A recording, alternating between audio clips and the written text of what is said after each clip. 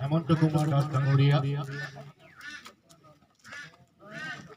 মঞ্চত উপস্থিত কাঞ্চননগৰ উন্নয়ন সমিতিৰ সভাপতি ৰাভাদেৱ,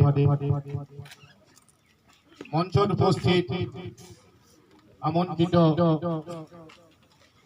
সম্মানীয় বিশিষ্ট ব্যক্তিসকল,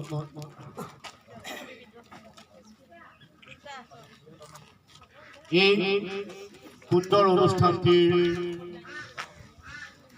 আয়োজক কাঞ্চননগৰ কল্যাণ সংঘ আৰু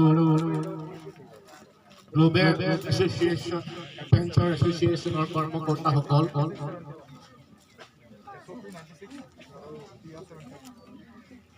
শ্ৰদ্ধাভাজন ৰাইজ আৰু আজিৰ এই অনুষ্ঠানৰ মুখ্য আকৰ্ষণ প্ৰাণোচ্ছল কণমানি কিশোৰ আৰু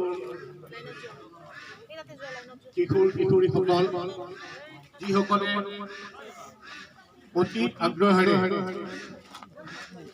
মানসিক দৃঢ়তা আৰু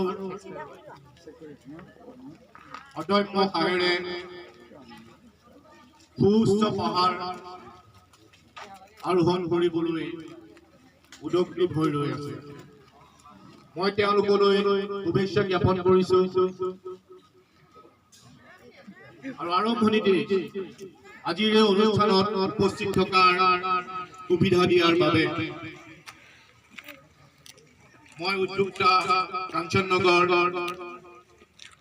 কল্যাণ সংঘৰ আৰু লগতে গ্লোবেল এডভেঞ্চাৰ এছ'চিয়েশ্যনৰ কৰ্মকৰ্তাসকলক ধন্যবাদ জ্ঞাপন কৰিছোঁ, কৃতজ্ঞতা জ্ঞাপন কৰিছোঁ আৰু এই অঞ্চলৰ সদৌ ৰাইজৰ ওচৰত কৃতজ্ঞতা জ্ঞাপন কৰিছোঁ।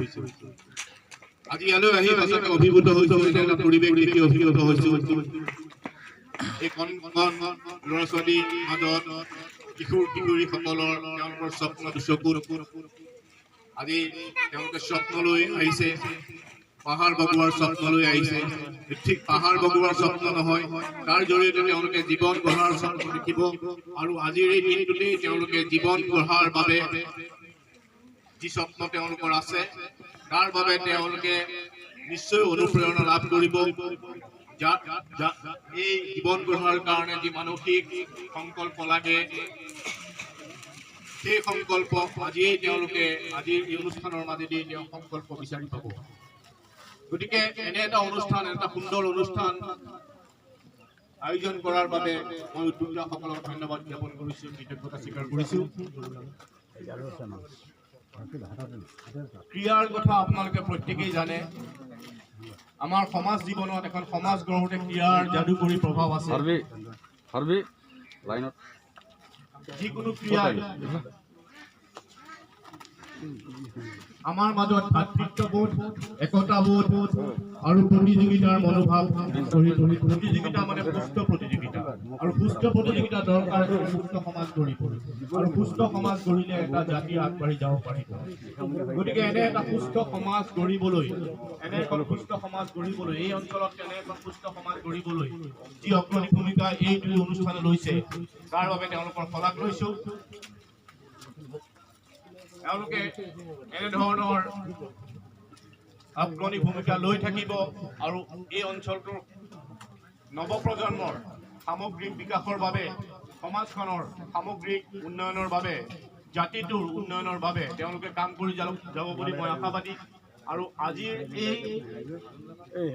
এই দিনটোৰ এই শুভ মুহূৰ্তত এনে এটা সুন্দৰ পৰিৱেশেৰে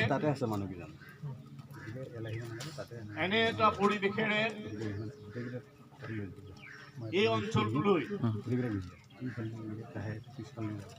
এই উদ্যোক্তাসকলে যি অনুপ্ৰেৰণা কঢ়িয়াই আনিছে সেই অনুপ্ৰেৰণা যাতে সদায়